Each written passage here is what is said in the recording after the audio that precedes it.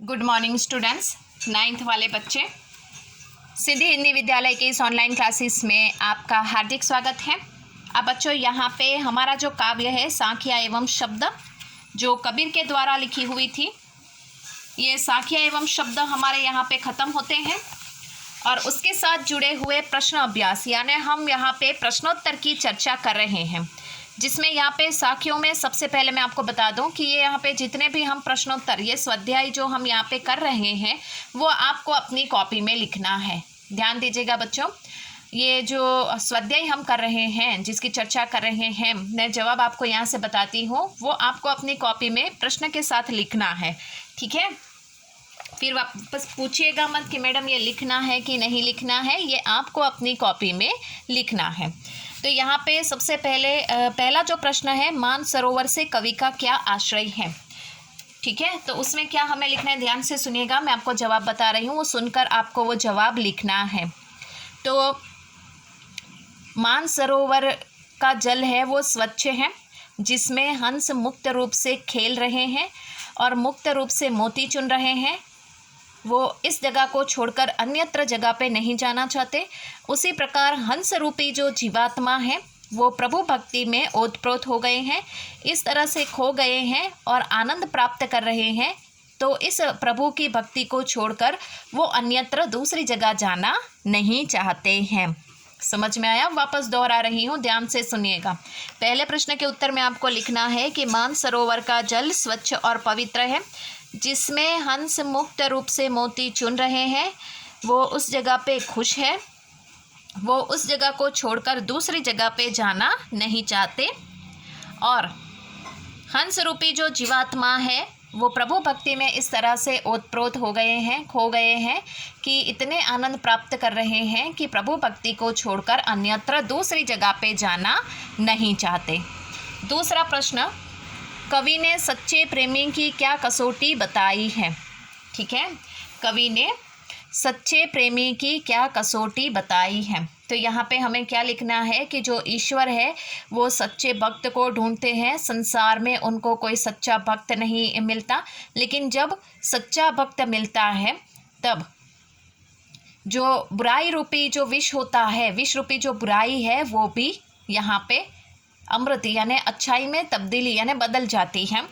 तो जो भक्त होता है वो ईश्वर को पाने का प्रयास करता है। ईश्वर के अलावा उसको सांसारिक वस्तुओं में मोह माया नहीं रहती है। ठीक है, इस तरह से आपको लिखना है, कोई भी वस्तु उसको आकर्षित नहीं कर पाती है। वापस दोहरा रही हूँ कि यहाँ पे जो प्रभु है वो सच्चे भक्त को ढूंढते हैं, उनको संसार में कोई सच्चा भक्त नहीं मिलता, लेकिन जब प्रभु को सच्चा भक्त मिल जाता है तब जो विष रूपी बुराई है वो भी अमृत रूपी अच्छाई में तब्दील यानी बदल जाती है।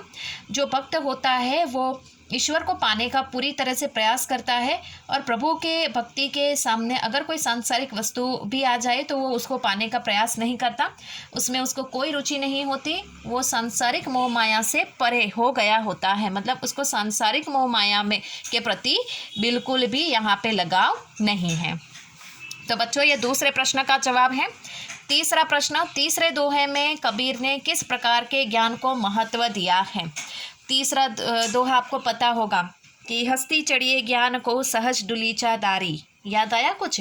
आपको ये दोहे भी याद रखने हैं और मोह को कहाँ ढूंढे रे बंदे मैं तो तेरे पास में, ये भी आपको याद रखना है। ठीक है, तो जो तीसरा प्रश्न है, तीसरा जो दोहा है, उसका भी भावार्थ आप लिख दोगे तो भी चलेगा कि संसार में जो ज्ञानी इंसान है, जो ऐसे जीवात्मा है जो यहाँ पे सांप्रदायिकता एवं भेदभाव रहित सच्चे ज्ञानी की बात यहाँ पे कबीर ने कही है।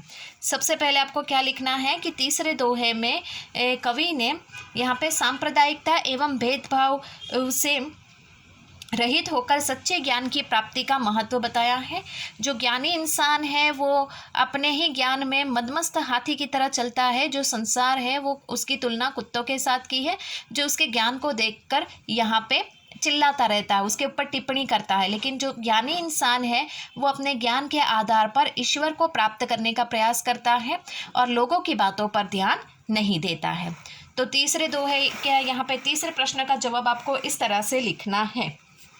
वापस मैं दोहरा रही हूँ, ध्यान से सुनिएगा तीसरे दोहे में कवि ने यहाँ पे संकीर्णता एवं भेदभाव रहित जो ज्ञान है उसकी बात कही है।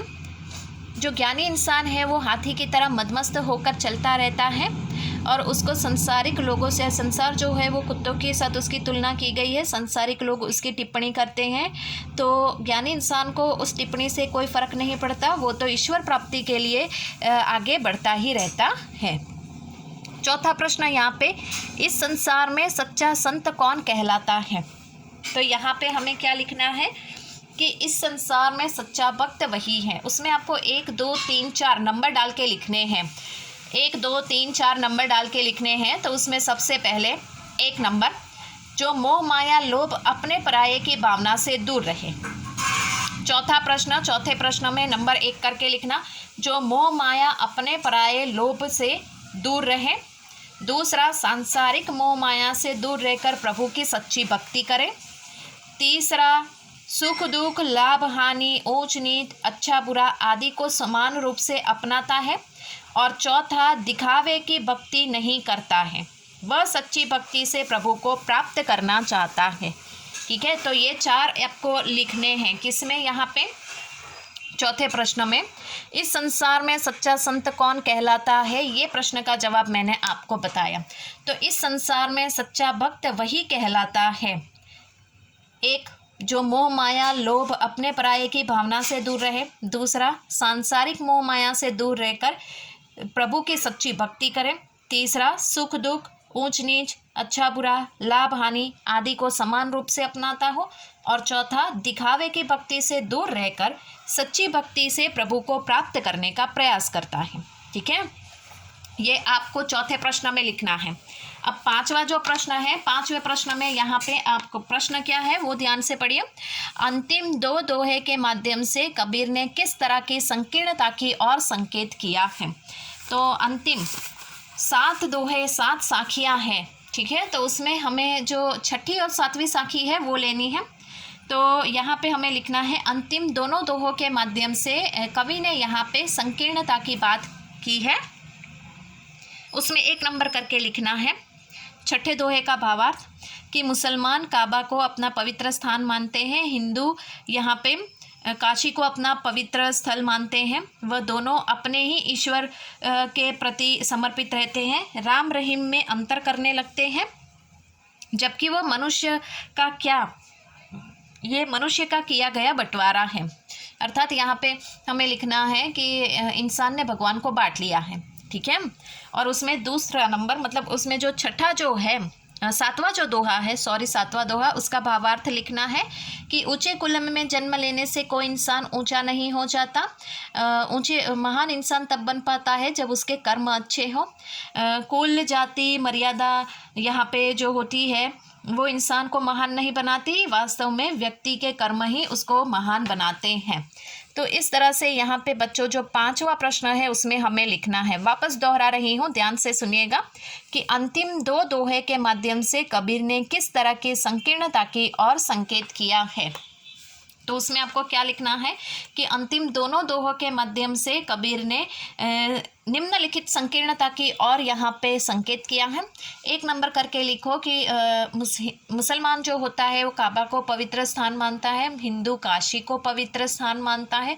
दोनों ने अपने भगवान के प्रति, आराध्य के प्रति समर्पित रहते हैं। राम रहीम ने वो अंतर करते हैं, जबकि इंसान ने भगवान को बांट लिया है।